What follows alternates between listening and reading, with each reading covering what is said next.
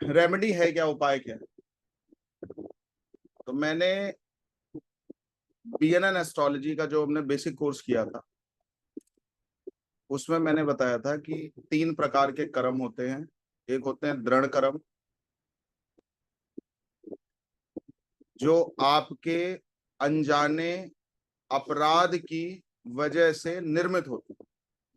दृढ़ कर्म, जो आप अपराध नहीं करते हो, भूलवश हो जाता है ना, कोई उसके पीछे प्लानिंग नहीं है, कोई उसके पीछे साजिश नहीं है, आप उसके पीछे चाह नहीं रहे हो।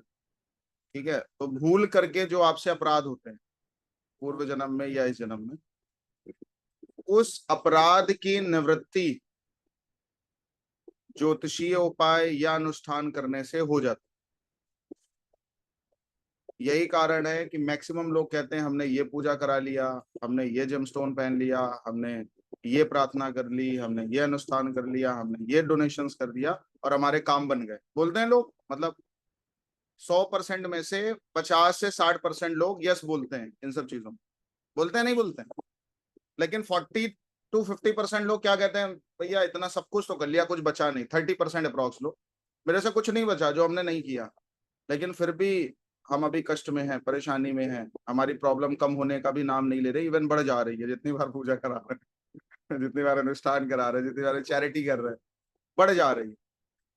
तो जब आपके पूजन करने से, अनुष्ठान करने से, मंत्र जप करने से, डोनेशंस करने से, ईश्वरीय आराधना करने से, जब आपके किसी समस्या का समाधान नहीं होता है, तो वो कर्म होते हैं अदृढ़ कर्म, जो पूरी साजिश के साथ, पूरी प्लानिंग के साथ, काम, क्रोध, मद, लोभ, मोह, मत्सर से युक्त होकर जब कोई व्यक्ति प्लानिंग के साथ कोई अपराध करता है, वो कर्म अदृढ़ कर्म में चला जाता है।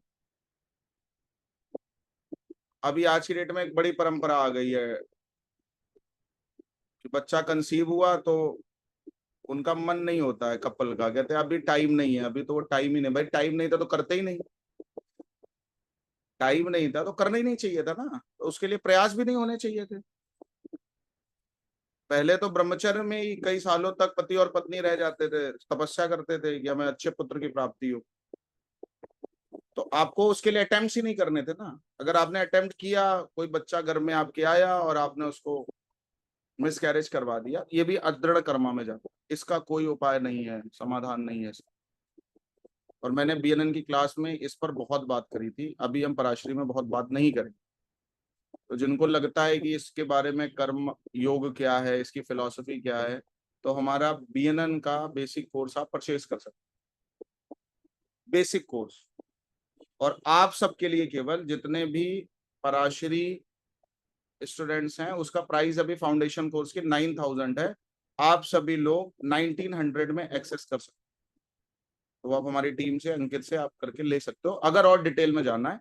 बाकी मैं आपको रिकमेंड नहीं कर, ठीक है, क्योंकि हम उसके बारे में ज्यादा बात नहीं करेंगे। होता क्या है कि जो अपराध आपसे अनजाने में होते हैं,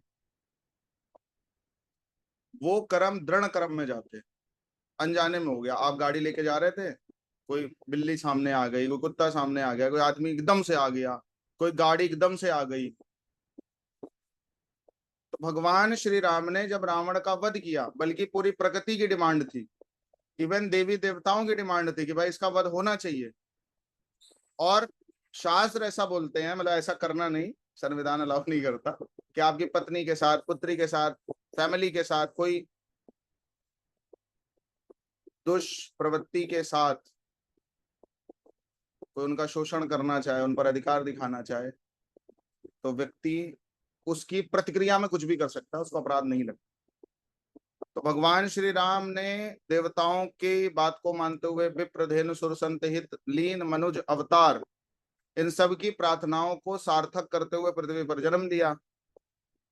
और अपनी पत्नी के हरण होने के उपरांत रावण को कई बार बोला कि भाई आप सीता को वापस कर दो, हम युद्ध नहीं चाहते, हम नहीं चाहते हैं कि एक भी आपके राज्य का निरीह व्यक्ति मारा जाए जो इस चीज में इन्वॉल्व नहीं है। राजा का दंड प्रजा भुगत भुगतती है। तो भगवान श्री राम ने कई बार बोला कि भाई कर लो, कर लो, कर लो, शरण ले लो मेरी, सीता को लौटा दो, हमें कोई युद्ध नहीं करना, हमें किसी की हानि नहीं करनी। है ना, हम वैसे ही चले जाएंगे।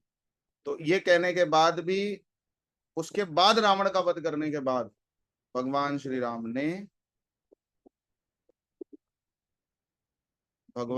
राम ने सुल्तानपुर के निकट, भोपाल एक स्थान है जहाँ मेरी जन्मभूमि भी है, वहाँ पे मैंने जन्म लिया सुल्तानपुर में।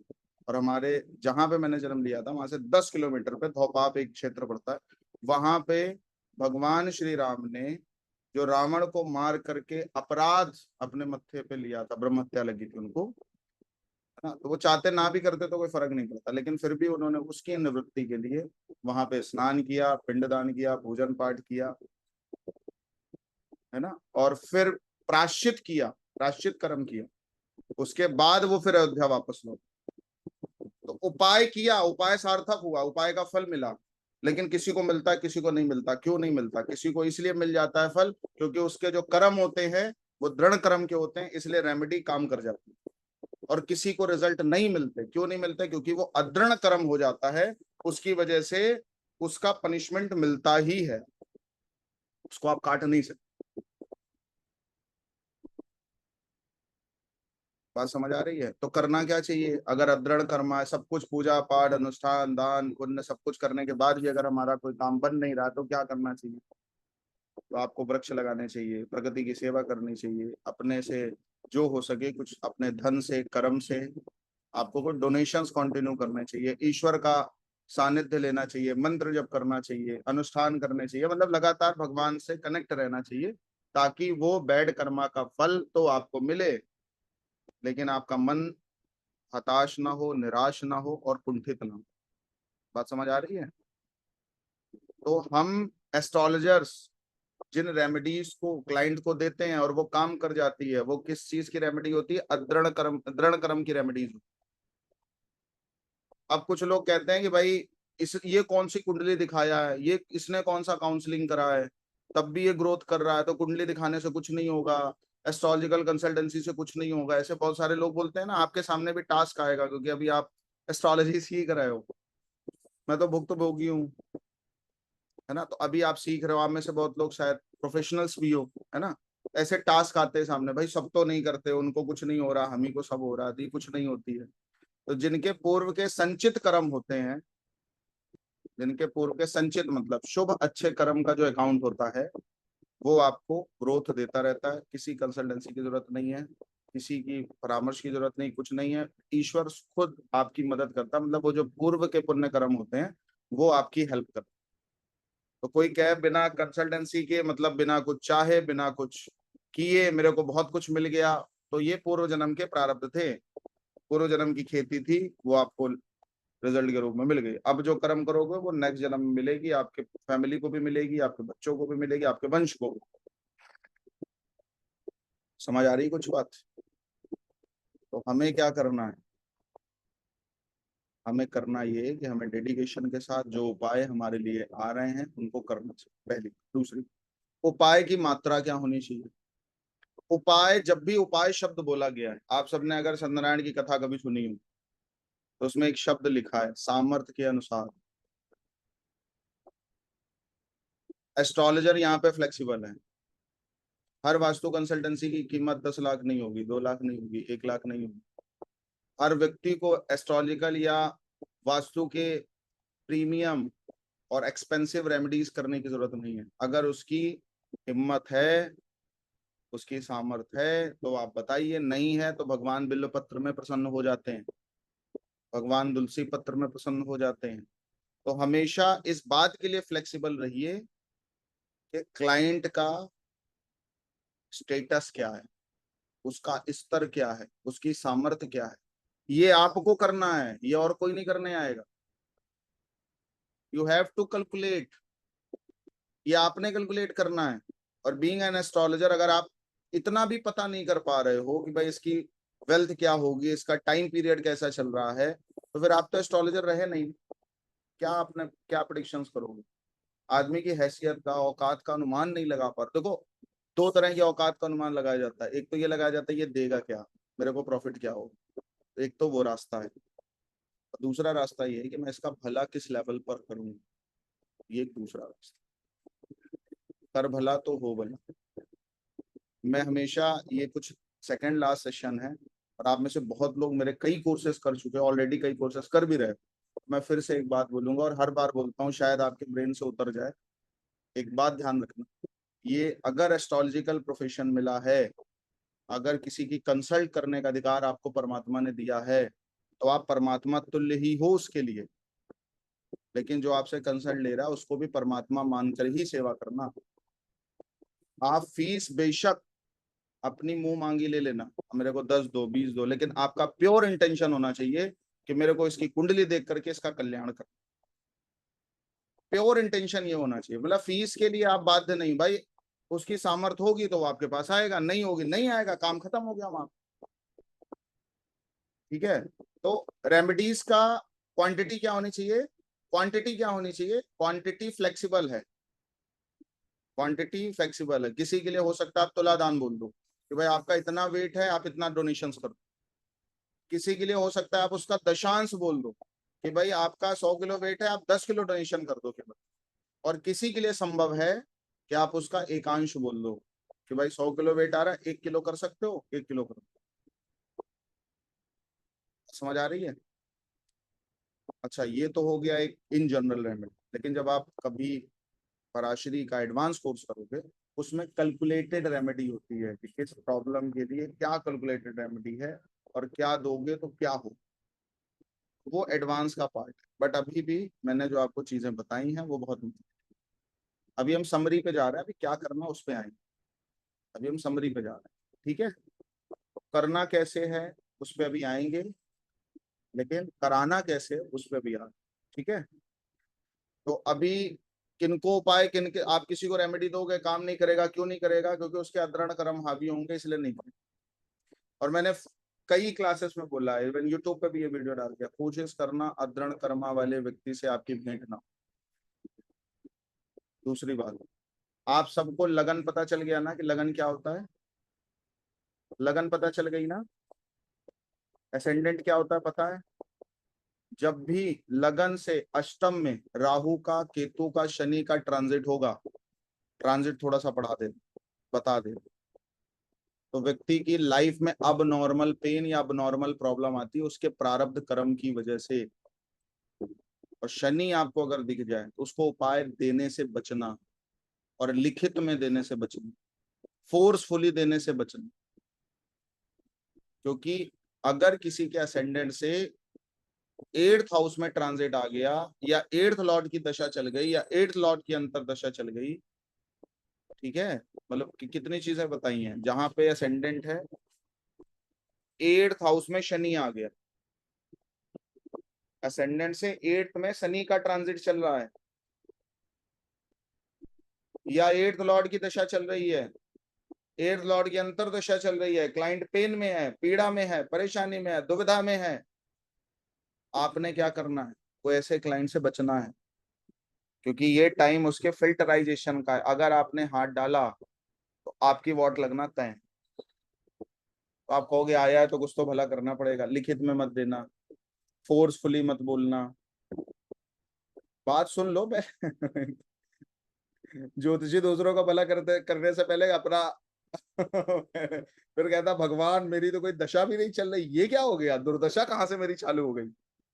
मेरे तो पैसे देने वाली दशा चल रही है, तेरा पैसा जा रहा है। तो मैं आपसे क्या कह रहा हूँ, पहले लकड़ी मोड़ ना लो, उस पर काम करना चाहिए। जैसे हम क्या बोलते हैं कि भाई अगर वास्तु करने कोई व्यक्ति गया है तो एक बार एक प्रश्न कुंडली बनाइए। अगर प्रश्न कुंडली बनाते समय राहु 4th हाउस में दिख जाए, या 4th लॉर्ड से कनेक्टेड दिख जाए, एज पर पराशरी ज्योतिष 4th हाउस में दिख जाए प्रश्न कुंडली में, या 4th लॉर्ड से कनेक्टेड दिख जाए, तो उस व्यक्ति के घर की टॉयलेट को छेड़ना नहीं चाहिए। आप सबको पता होगा, ठीक है। बीइंग एन एस्ट्रोलॉजर, वो तो वास्तु के लिए भाषा परिभाषा हो गई। अगर आप ज्योतिषी हो तो किसी का प्रारब्ध देख रहे हो, किसी का भाग्य देख रहे हो, अगर उसके लगन से अष्टम में शनि का ट्रांजिट आ गया, राहु का ट्रांजिट आ गया, मतलब पड़ी लकड़ी ले ली, तो उसको रेमेडी को लिखित में देने से बचो, उपाय को अन्य तरीकों से बता दो। बात समझ गए? एकदम फोर्सफुली रेमेडी मत दीजिए, वो करे ना करे भाड़ में जाए। अगर भगवान ने उससे कराना होगा तो आप कुछ नहीं बोलोगे तब भी वो कर लेगा। और अगर प्रकृति ने उससे नहीं कराना होगा तो आप कितना ताकत लगा दोगे, कितना तेज चिल्ला दोगे, फिर भी वो रेमेडी नहीं होते हैं ना। कुछ क्लाइंट जिद्दी कि 100 ज्योतिषियों के चक्कर लगा लेंगे, उपाय एक नहीं करें, होते हैं ना ऐसे। आप में से ही कोई एक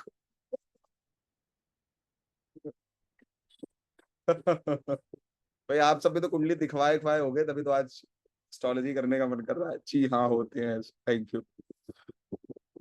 तो प्रकृति ने अगर कराना होगा तो करा देगी, नहीं कराना होगा नहीं कराएगी। तुम चिल्ला के उसको ये बता देते हो कि हम इसके इसके साथी है, इसका भला चाहते हैं, तो कहेंगे तू पहले भला चाहता है, पहले तेरा भला हम ले लेते हैं। तो आप उसी के साथ सम्मिलित हो जाओ। अच्छा, एग्जाम्पल देखने को भी मिला है, एग्जाम्पल देखने को भी मिला है। क्या एग्जाम्पल देखने को मिला है? जब युद्ध हुआ महाभारत का, तो उसमें भीष्म पितामह को मारना मारना पड़ा, अर्जुन द्रोणाचार्य को भी। तो उन लोगों ने पूछा कि भाई मेरी मृत्यु क्यों हो रही है, मुझे क्यों मरना चाहिए? श्री कृष्ण भगवान ने क्या बोला कि आप गुरु पद पर थे और आप पिता के पद पर थे। अगर आप विरोध कर लेते, आप अगर वहां पे विरोध कर लेते कि भाई ये नहीं होना चाहिए, तो ये युद्ध आज होता ही नहीं। और आपके सामने चीजें होती नहीं, आपने विरोध तक नहीं की, इसलिए आपका वध तय है।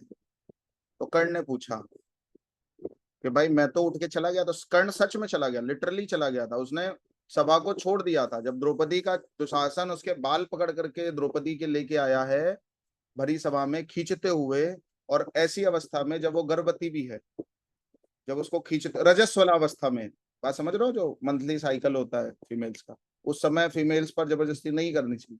जब वो बाल पकड़ के खींचते हुए लेके आया है, तो कर्ण ने ही विरोध किया। कर्ण ने बोला भाई ये चीज ठीक नहीं है, अगर आपने इनको जीत लिया है तो कम से कम ये टाइम आप अवॉइड कर सकते हो, और किसी व्यक्ति के साथ इतनी जाति नहीं होनी चाहिए। तो जब इतना कहने के बाद भी दुर्योधन और दुशासन नहीं माने, तो कर्ण ने सभा को छोड़ दिया। तो कर्ण ने बोला कि भाई आपने भीष्म पितामह के साथ गलत किया, द्रोणाचार्य को जबरदस्ती मरवाया, मेरे साथ भी छल करवा रहे हो। श्री कृष्ण ने बोला, तो श्री कृष्ण भगवान ने क्या कहा कि तू इन्वॉल्व तो था ना कहीं, तेरी दोस्ती तेरा विनाश का कारण बन रही है। तूने अन्न तो उसका खाया है ना, तूने उसके द्वारा दिया हुआ साम्राज्य तो स्वीकार किया है ना, मतलब उसके धन तो लिया है ना, उसका नमक तो खाया है ना।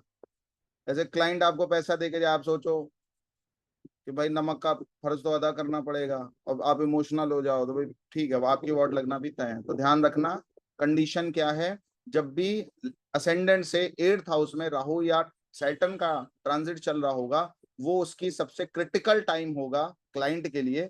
उस टाइम पे आपको अवॉइड करना है उसको कंसल्टेंसी में 8th हाउस की उपाय देने से। शनि का राहु का डायरेक्ट उपाय मत बताइए, और उसमें भी लाल किताब का उपाय मत बताइए, ऐसा बोला गया। कुछ लाल किताब के उपाय होते हैं कि शनि अष्टम में ट्रांजिट होता है तो ये उपाय होता है। तो लाल किताब का उपाय तो मत बताइए, डायरेक्ट उस प्लेनेट उस हाउस से कनेक्टेड है मत बताइए। कुछ चैरिटी बता दो उस प्लेनेट से रिलेटेड, कि भाई आप गरीबों को डोनेशंस करो, आहार भोजन कराओ, और कुछ कैलकुलेट करके और तमाम चीजें बता सकते हो, ठीक है। बट आप उसके 8th हाउस, कुछ ऐसी रेमेडीज हैं जो पर्टिकुलर प्लेनेट के हाउस पर ही डिपेंडेंट करती है कि भाई ये शनि अष्टम में बैठा है तो यही उपाय होगा, और वो कारगर उपाय होते हैं, 100% एक्यूरेट उपाय होते हैं। बात समझ आ रही है?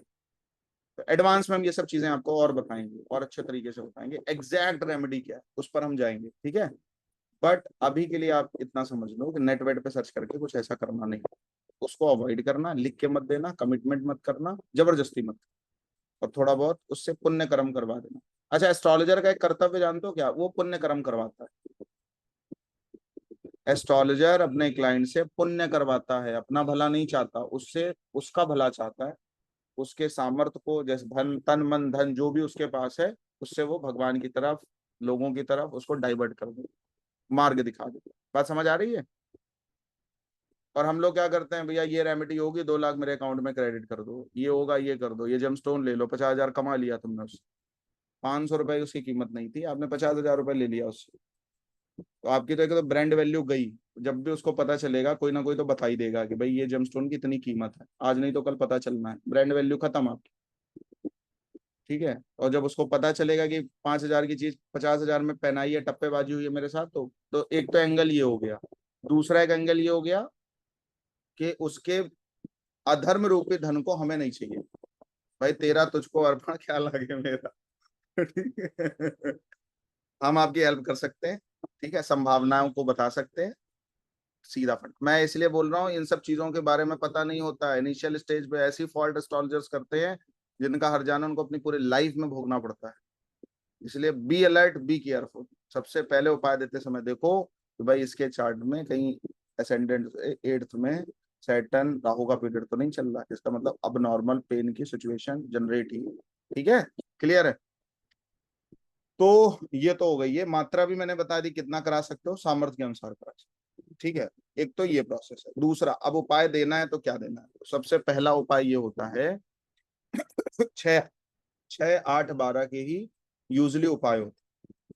कोई भी अच्छे घर का स्वामी जब 6, 8, 12 में जाता है, और 6, 8, 12 का स्वामी जब अच्छे घर में जाता है, तो उसके ही दान होता है। लेकिन दान करने से पहले अगर आप उसका हाउस यूटिलाइजेशन करा, तो सपोज किसी का 5th लॉर्ड 8th हाउस में चला गया, तो अब वो उसका पढ़ने का मन नहीं कर रहा है, चीजों का मन नहीं कर रहा, अब लोग फादर पेरेंट्स बोल रहे हैं भाई ये तो फेल होने की स्थिति बन रही है, तो मैं बताऊं 5th लॉर्ड 8th हाउस में जाए तो एक बार तो एजुकेशन 1 साल के लिए लैग आ सकती, हो सकता है ग्रेजुएशन स्टार्ट कर। अच्छा, ये कुछ योग भी हैं, 8th हाउस टेक्निकल चीजों का रिप्रेजेंटेट करता है, और 5th हाउस जो है वो आपकी बुद्धि का है।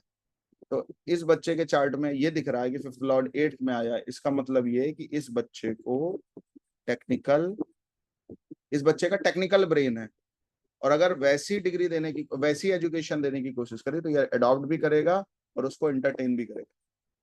और अगर इसको टेक्निकल डिग्री नहीं दे रही या टेक्निकल पढ़ाया नहीं जा रहा, टेक्निकल पढ़ाने का मतलब क्या है, एकदम चीथड़े कर दो, 8th हाउस चीथड़ों का है ना, ये कहाँ से आया, ये कैसे आया, ये कैसे आया, तो आपको इस बात को भी बोलना है कि भाई टीचर अच्छे रखो, जिनको कोचिंग वोचिंग पे आपने रखा है, ऐसे टीचर्स रखो जो उस पूरी पर्टिकुलर चीज को उधेड़ बुन करें, अच्छे से बच्चे का क्लियर करें। और दूसरी बात, इस बच्चे का जो ब्रेन है वो टेक्निकल अडॉप्टेड ब्रेन है, इसलिए इसको टेक्निकल डिग्री, टेक्निकल एजुकेशन ही समझ आएगी।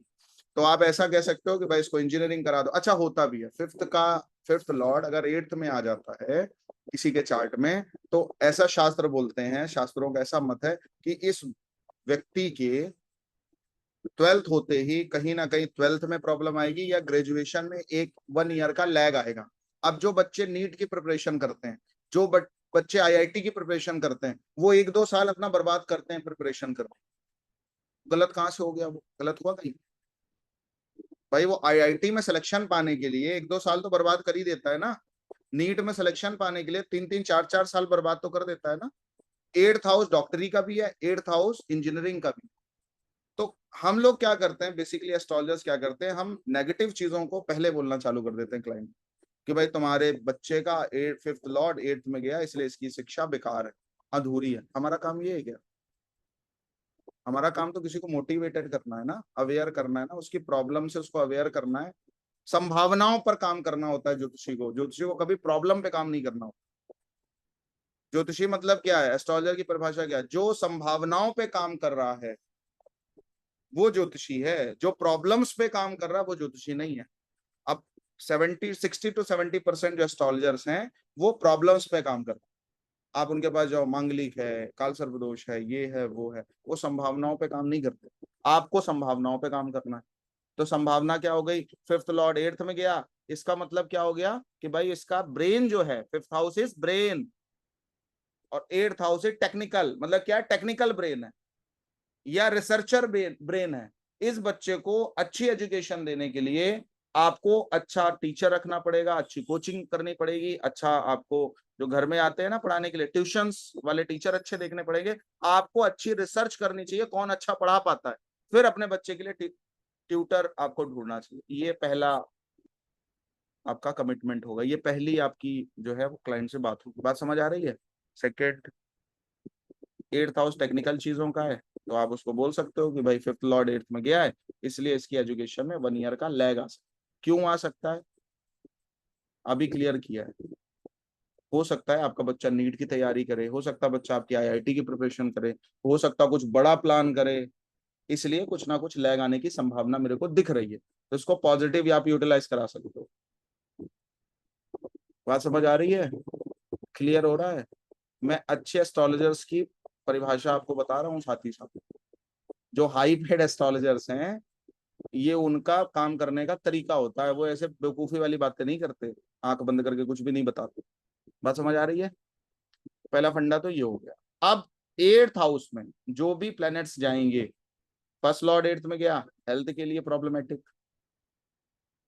तो आपकी बॉडी होता है फर्स्ट हाउस, एट्थ हाउस होता है मॉर्चरी का, एट्थ हाउस होता है पेन का, एट्थ हाउस होता है प्रॉब्लम का, एट्थ हाउस होता है समस्याओं का, एट्थ हाउस होता है संघर्ष का। जो व्यक्ति आपको पेन में दिखे, प्रॉब्लम में दिखे, उसकी अपनी उसकी कुछ फिजिकल हेल्प करिए। ये डेस्टिनी ने आपको बताया। हमारे यहाँ पता चला हमारी सास की तबीयत खराब है, पैर टूट गया, अपाहिज हो गई, कोई प्रॉब्लम आ गई, तो बहुएं क्या करती, क्या कहती हैं कि भाई हम तो नहीं कर पाएंगे, और बहू का फर्स्ट लॉर्ड एट्थ में हुआ अगर, तो आपको देखो होता क्या है ना, परमात्मा और प्रकृति हर व्यक्ति को उसका जो सोल्यूशन है, उसका जो उपाय है, उसके दरवाजे तक लेके आता है। लेकिन हम उन चीजों को नजरअंदाज कर देते हैं। भाई कोई पेन में है, कोई पीड़ा में है, किसी को इंजरी हुई है, किसी को समस्या है, किसी को कष्ट है, और फर्स्ट लॉर्ड आपका एट्थ में गया, मतलब आपको बॉडी से किसी पेनफुल व्यक्ति की अगर आप हेल्प कर दोगे, तो आपका पेन गया, खत्म। Plus plus plus into plus is equal two plus, minus into minus is equal two plus होता है। हम क्या करते हैं, वो तो करते नहीं है। जो सिचुएशन हमारे सामने आई, हम क्या करते हैं, भैया कोई उपाय बताइए, अब हम क्या करें, हमारी सास तो सुनती नहीं, हो तो बेड पे बात समझो। हम क्या करते हैं, हमें जो चीजें मिली हैं उसको अडॉप्ट ना करके नजरअंदाज करते हैं, और फिर उपाय कहीं और ढूंढ रहे हो। तो सबसे पहले एस्ट्रोलॉजर सेकंड स्टेप्स पे ऐसे जा सकता है कि भाई आपका फर्स्ट लॉर्ड एट्थ में गया, तो अगर आपको देखो यहाँ पे, अब ये मतलब की चीज है, अगर आपने किसी क्लाइंट को बता दिया 17 साल का, 16 साल का, 18 साल का, 20 साल का, आपके सामने कोई व्यक्ति पेन में हो, आपको फिजिकल उसकी सहायता करनी, कोई करे ना करे, तो जब भी उसके सामने ऐसी ऐसी सिचुएशन आएगी ना, आपकी बात उसके दिमाग में आएगी।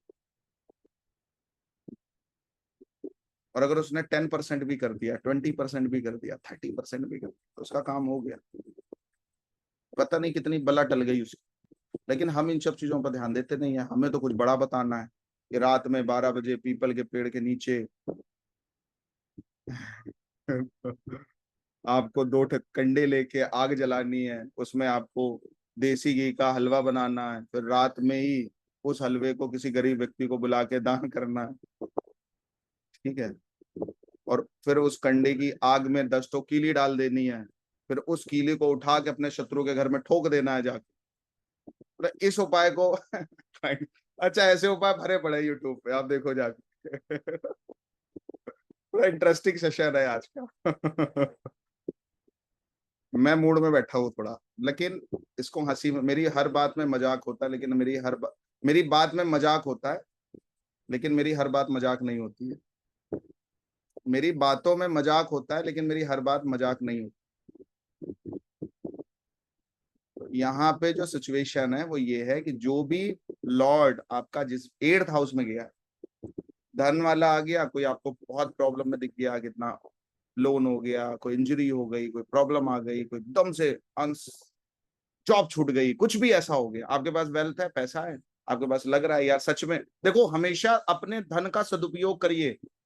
हमेशा नीडी व्यक्ति को, वो भी उसकी जरूरत पूरी करनी चाहिए। धन डोनेशन, मैं एक बात और बता रहा हूं आपको, बहुत ध्यान की बात, कभी भी द्रव्य दान नहीं करना चाहिए, पैसा दान नहीं करना चाहिए। और अगर पैसा दान करना है तो किसी ऑथराइज पर्सन को ही करना चाहिए, नहीं तो लक्ष्मी रुष्ट हो जाती है आपसे। आजकल बड़े प्रोफेशनल भिखमंगे घूम रहे हैं, वो ऐसा रो देंगे, ऐसा गा देंगे, वैसा आपको बता देंगे कि आप 200-400 निकाल के दे ही दोगे। अरे देना चाहिए। आप बिस्किट्स के पैकेट रख लो, आप टॉफीज के पैकेट रख लो, आपको देने का मन है चॉकलेट्स के पैकेट रख लो, कुछ खाने की पैकेजिंग करवा लो, कोई आपसे मांगे आप दे दो। बिस्किट्स का पैकेट सबसे बढ़िया, 10 रुपए वाला रखो, 20 वाला रखो, 50 वाला रखो, 100 वाला रखो, आप उठा के दे दो। कोई भोजन के लिए मांग रहा है, मेडिसिन के लिए मांग रहा है, मेडिसिन दवा दे दो। अन्न अक्षर औषधि, ट्रिपल ए, अन्न अक्षर औषधि, इन्हीं में डोनेशन जाना चाहिए। पैसे का ये सदुपयोग है। और इसके अलावा धन आप किसी को दे रहे हो तो आप उसको आप ये मत सोचना कि नहीं देंगे तो कुछ हो जाए, कुछ नहीं होगा। बात समझ आ रही? तो सीधे सीधे पैसे का डोनेशन नहीं करना चाहिए। हाँ, कोई जरूरत है तो आप बिल भर दो, ठीक है। तो सेकेंड लॉर्ड अगर एट्थ में गया है तो होगा क्या, एकदम से आपका पैसा खराब होगा, एकदम से आपका पैसा नष्ट होगा, एकदम से पैसा खर्चा हो जाएगा, ये संभावना है। तो जिसका एकदम से बैंक करप्ट हो गया, जो एकदम से जिसको प्रॉब्लम आ गई, एकदम से कोई दिक्कत परेशानी आ गई और उसकी बेसिक नीड भी फुलफिल नहीं हो रही है, उस केस में आप उसकी अगर कुछ हेल्प करते हो तो सेकंड का एट्थ की रेमेडी हो। मतलब क्या था, फर्स्ट लॉर्ड एट्थ में गया तन से, सेकंड लॉर्ड एट्थ में गया धन से, थर्ड लॉर्ड एट्थ में गया पराक्रम से, और उसमें भी सेकंड लॉर्ड आपकी फैमिली है। फैमिली को कोई प्रॉब्लम है, फैमिली को कोई पेन है, फैमिली को कोई कष्ट है, आपको आगे आना चाहिए।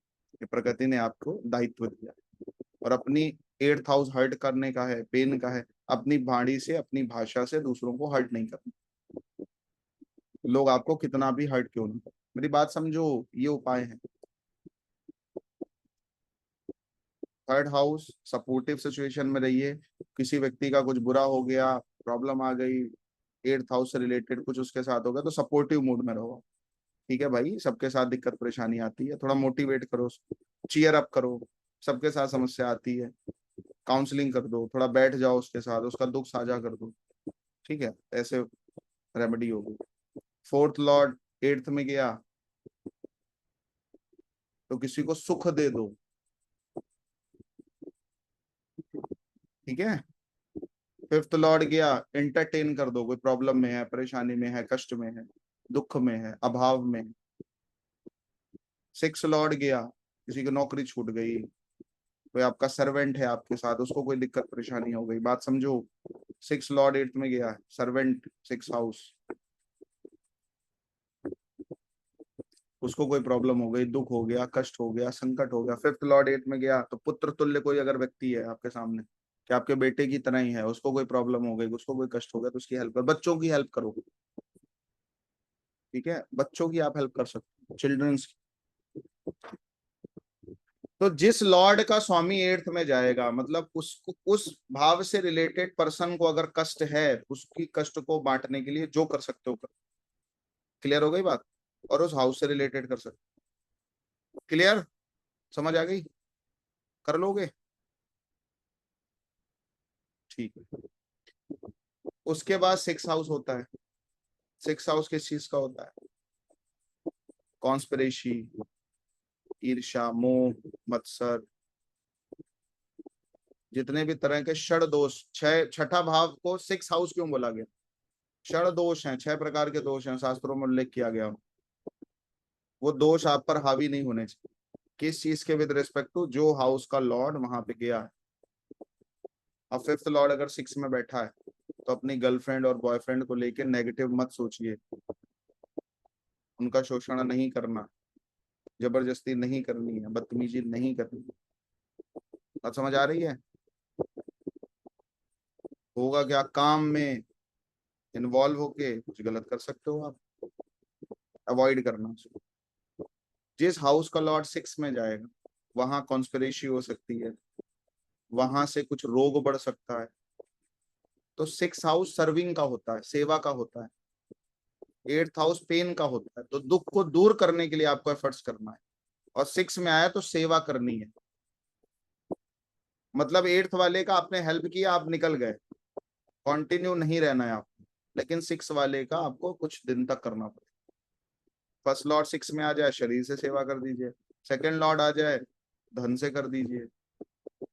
तीसरा आ जाए, खड़े हो जाइए सपोर्ट में। हमारे यहाँ क्या बोला गया शास्त्रों में, कि जो व्यक्ति धर्म के लिए खड़ा नहीं होता है और अधर्म के पक्ष में खड़ा हो जाता है तो उसकी बड़ी दुर्गति होती है। Support third house, support system जो है वो थर्ड हाउस। ठीक है, क्लियर? तो जिस भी हाउस का लॉर्ड सिक्स में जाएगा वहां से आपको सेवा करनी है।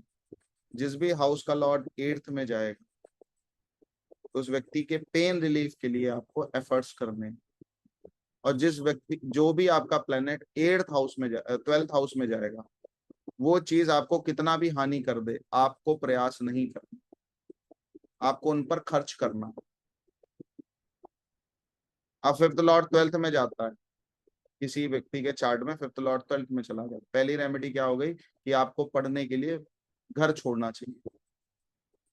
जिस भी बच्चे के चार्ट में, जिस भी व्यक्ति के चार्ट में फिफ्थ लॉर्ड ट्वेल्थ में दिखे, उसको हमेशा हॉस्टल्स में पढ़ाना चाहिए, और हॉस्टल जो है वो घर से दूर होना चाहिए। और ऐसा देखने को मिला है कि घर का कुछ एटमॉस्फियर ऐसा होता है जिसमें लाड प्यार में आप बिगड़ सकते हैं, या आपका बच्चा बिगड़ सकता है, ये देखा गया है, क्योंकि फिफ्थ से एट्थ है, फिफ्थ से एट्थ हाउस है ना वो, तो लाड, एट्थ हाउस बुरी संगत का होता है, बुरी आदतों का होता है। फिफ्थ से एट्थ आपकी बुद्धि में, आपके दिमाग में कुछ बुरी आदतें आ सकती, क्यों आएगी? घर की वजह से, एटमॉस्फियर वैसा ना मिल रहा हो। तो अच्छा माना गया जिसका फिफ्थ लॉर्ड ट्वेल्थ में गया हो, उस बच्चे को पढ़ने के लिए, अगर एजुकेशन में प्रॉब्लम आ रही है तो उसको पढ़ने के लिए विदेश भेज दीजिए, बाहर भेज दीजिए, या कम से कम अपना डिस्ट्रिक्ट स्टेट तो कम से कम चेंज कर ही दीजिए, दूर रखिए अपने घर से, क्योंकि उसका एटमॉस्फियर ठीक नहीं होगा। आप देखो, चेक करना, आपको सीधे दिखे बच्चा कंसीव नहीं हो रहा है, फिफ्थ हाउस किसी फीमेल, अच्छा, चाइल्ड बर्थ हमेशा फीमेल के चार्ट से ही देखना, मेल के चार्ट से कभी नहीं। अब फिफ्थ लॉर्ड एट्थ में चला जाए, फिफ्थ लॉर्ड ट्वेल्थ में चला जाए, तो चाइल्ड कंसीव होने में बड़ी प्रॉब्लम आती है। उस केस में भी आपको सेम सिचुएशन का फॉलो करना है। क्या फॉलो करना है? फिफ्थ हाउस योर चाइल्ड, किसी के बच्चे की एजुकेशन में हेल्प कर दीजिए। अगर फिफ्थ लॉर्ड एट्थ, एजुकेशन का हाउस होता है फोर्थ। समझ आ रही है? किसी बच्चे को, आजकल देखो ऐड आता है कुछ इंस्टाग्राम में, फेसबुक, मेरे बच्चे की किडनी काम नहीं कर रही है, 2 करोड़ का खर्चा डॉक्टर ने बताया है, आप सब थोड़े थोड़े डोनेशंस करो। मैं ऐसा नहीं कह रहा करना चाहिए, ऐसा आता है ना आपके सामने, और लोग करते भी हैं बढ़ चढ़ के। तो किसी बच्चे को प्रॉब्लम में देखो, किसी फैमिली का कोई बच्चा है, उसको दिक्कत है, कष्ट है, परेशानी है, चाइल्ड डेवलपमेंट के लिए बहुत लोग काम कर रहे हैं, चिल्ड्रन की एजुकेशन के लिए बहुत लोग काम कर रहे हैं। फिफ्थ एड का उपाय अपने आप हो गया। बात समझ आ रही है? बिल गेट्स बहुत करते हैं इस चीज को, टेक्निकल ब्रेन है उनका भी, फिफ्थ एड का कनेक्शन।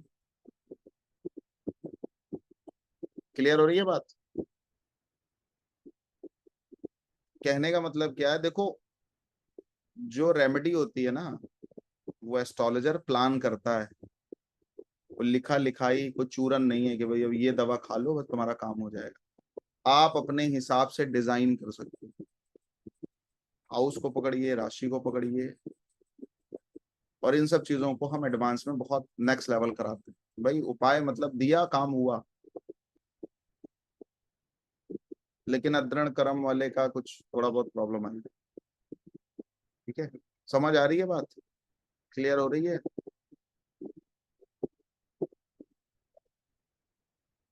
तो जिस हाउस का लॉर्ड सिक्स में, एट्थ में, ट्वेल्थ में, ट्वेल्थ हाउस हानि का होता है, मतलब थर्ड लॉर्ड ट्वेल्थ में चला गया, मतलब छोटा भाई कुछ भी कर दे, कितना भी आपका बड़ा लॉस कर, आपको उसका लॉस नहीं करना।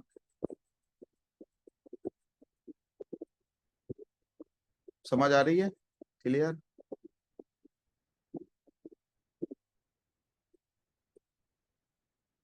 फोर्थ लॉर्ड ट्वेल्थ में गया हो, माँ चाहे जितना अपव्यय कर दे आपके पैसे का, आपके धन का, चाहे जितना कुछ भी बर्बाद कर, आपको उसको कुछ नहीं कहना, प्रकृति आपको फिर दे देगी।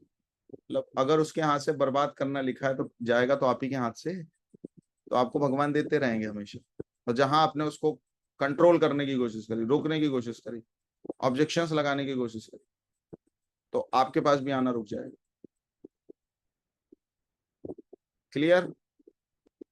तो आपने क्या करना है, अगर सिक्स एट ट्वेल्थ का स्वामी आपके किसी पर्टिकुलर हाउस में आया है, तो उसकी भी चैरिटी बनती है, आप उसका डायरेक्ट दान करा सकते। अब प्लैनेट्स के कुछ डोनेशंस लिख लो, ग्रहों के, और उनके जेमस्टोन्स लिख लो। अगर सूर्य की बात हो रही है, और तीनों चीजें बताएंगे, फिर लास्ट में हम एक कंक्लूजन दे देंगे। सूर्य का जो रत्न है वो है रूबी, जिसको हम माणिक्य बोलते हैं। और सब्स्टिट्यूट उपरतन है तांबड़ा। अभी जेमस्टोन को, मतलब रतन और उपरतन को डिफरेंशिएट भी कर देंगे, ठीक है। सूर्य हो गया चंद्रमा, चंद्रमा का है मोती, जिसको हम पर्ल भी बोलते हैं। और इसका उपरतन है मूनस्टोन, इजी अवेलेबल। अच्छा, आर्टिकल भी लिखते जाओ, सूर्य का आर्टिकल भी लिख लो। सूर्य का जो आर्टिकल है वो रेड कलर है, तांबा है।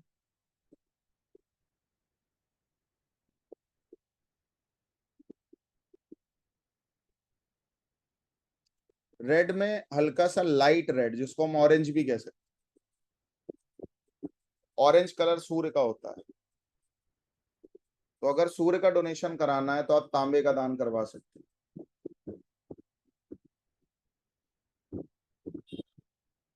माणिक्य का दान करवा सकते हैं,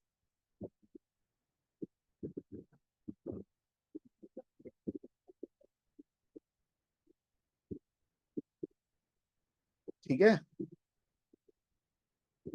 मंत्र है ओम घृणी सूर्याय नमः। अगर किसी को जप करना है तो ओम घृणी सूर्याय नमः, या गायत्री मंत्र, या भगवान श्री राम का कोई मंत्र, जो भी उसको ठीक लगे। तो 3 तरह के ही प्रोसेस वैदिक एस्ट्रोलॉजी में बताए गए हैं। दान किस चीज का करना है, पहनना क्या है, तो जेमस्टोन में कौन सा जेमस्टोन आप पहना सकते हो। और तीसरा होता है मंत्र जप। तो मंत्र जप है, सूर्य का मंत्र जप है ओम घृणी सूर्याय नमः, ये बीज मंत्र है। वैदिक मंत्र भी आपको नेट पे मिल जाएंगे, बट वो बड़े होते हैं, वो अनुष्ठानों में करें तो ज्यादा बेस्ट है। उसको ऐसे इन जनरल नहीं करना चाहिए, उसका आप अनुष्ठान करा सकते, ठीक है। ओम घृणी सूर्याय नमः।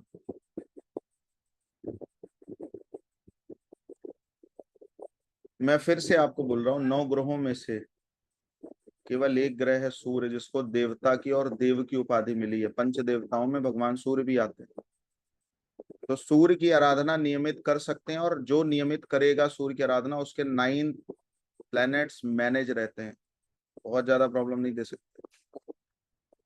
ग्रहों का राजा सूर्य को बोला गया। जिसको लगे ना कि मेरा कोई ग्रह नियंत्रित नहीं है, काफी ग्रह खराब है मेरे चार्ट में, वो केवल सूर्य की आराधना करे। फिर देखो, भगवान सूर्य की अकेली आराधना 9 ग्रहों को नियंत्रित कर देती है, उनको बहुत ज्यादा नेगेटिव रिजल्ट नहीं देने देती, और बहुत कुछ प्राप्त हो सकता है, जैसे कर्ण को मिला था। और सबसे बड़ी चीज, जो व्यक्ति भगवान सूर्य की आराधना करेगा उसको देना आ जाएगा, और जिसको देना आ गया ना, वो अपनी जिंदगी में कुछ कुछ भी उसके लिए संभव नहीं है। कर्ण के पास भगवान की कृपा से सब कुछ था, लेकिन सुबह सूर्य अर्घ देते समय जो भी उससे मांग लिया जाता था सब दे देता।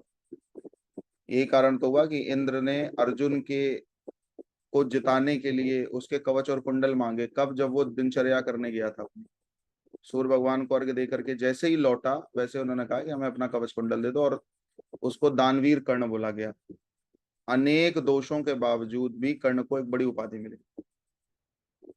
तो जिसको हमने हम मैं अभी क्या बोल रहा था इनिशियल, बहुत बहुत जरूरी उपाय क्या बोल रहा था, कि व्यक्ति की देने की प्रवृत्ति होनी चाहिए, रेमेडी अपने आप हो जाती है।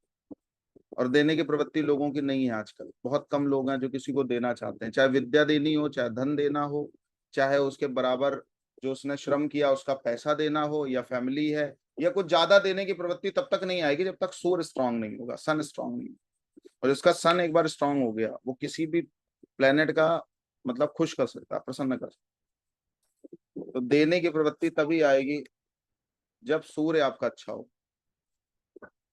और सूर्य अच्छा होने के लिए सूर्य की आराधना आप प्रतिदिन कर सकते हैं, नियमित कर सकते हैं, जो ठीक लगे आपको। जल दीजिए, अनुष्ठान करिए, जप करिए, ठीक है।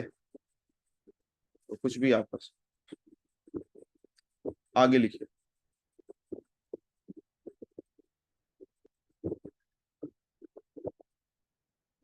चंद्रमा का जो डोनेशन है वो किसी भी प्रकार का लिक्विड है।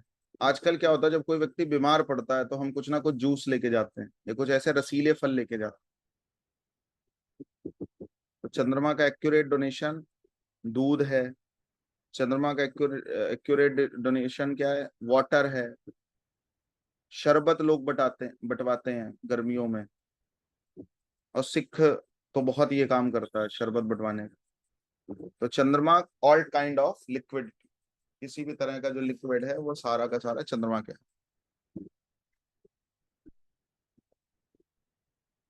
जिस व्यक्ति का सूर्य बहुत खराब होगा, घर में दवाइयां का पत्ते रखे ही होंगे। मतलब दवाइयां घर में, दवाई बंद नहीं हो सकती, किसी ना किसी माध्यम से दवा बनी रहेगी आपके घर में।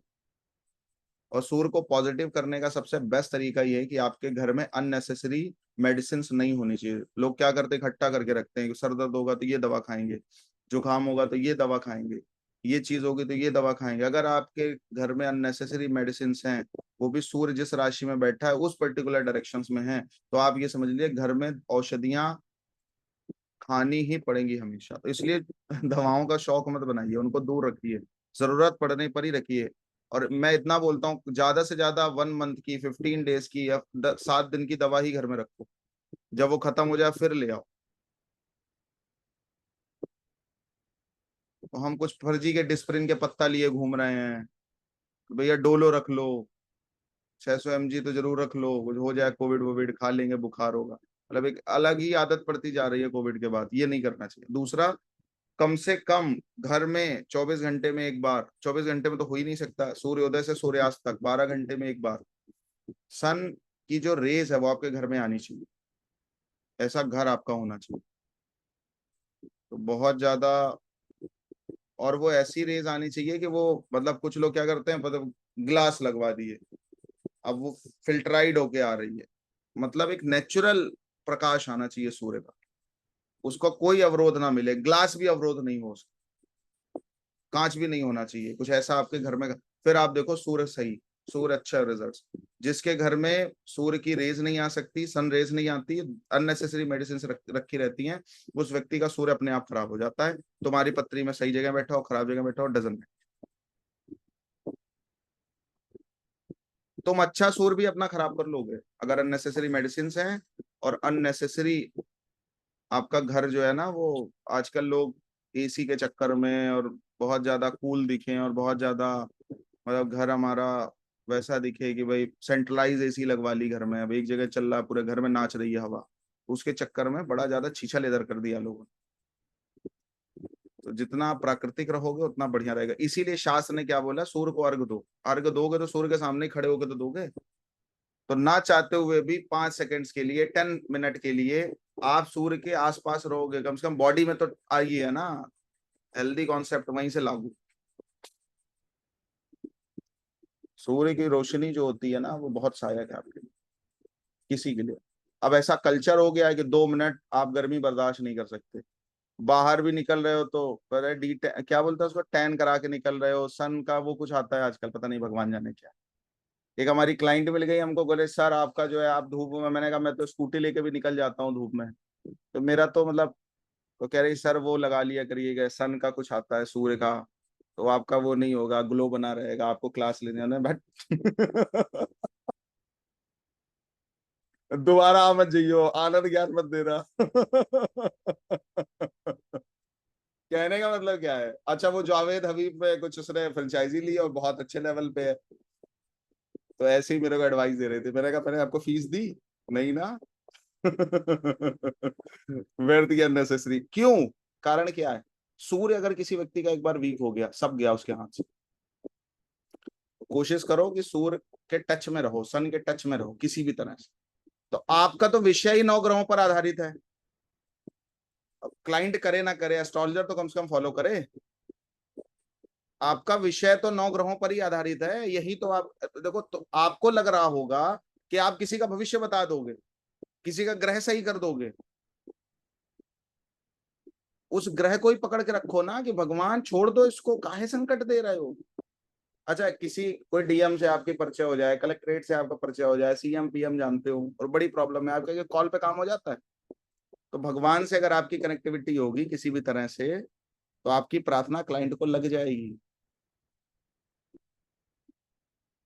एक्चुअल में दम उपाय में नहीं है, दम ज्योतिषी में होता है, दम कंसल्टेंट में होता है।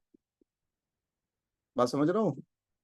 तो इसलिए अपने को हमेशा चार्ज करते रहिए। 9 ग्रहों में सूर्य की आराधना जरूर करना चाहिए हर एक एस्ट्रोलॉजर को। तो विषय ये है कि भाई चंद्रमा का आर्टिकल जो है वो है लिक्विडिटी। चंद्रमा किसी भी प्रकार की खाद्य वस्तु भी है, खाने के लिए जो चीज दी जा रही है और कैसी खाने के लिए, जरूरत के लिए, नीड फुलफिलमेंट के लिए जो चीज खाने के रूप में दी जा रही है, भोजन के रूप में दी जा रही है, वो सारी चीजें चंद्रमा की उपाय। लोग भंडारा करवाते हैं, लोग शरबत बंटवाते हैं, और हमारे यहाँ सावन में तो भगवान शिव को लोटा भर भर के, बाल्टी भर भर के, कांवड़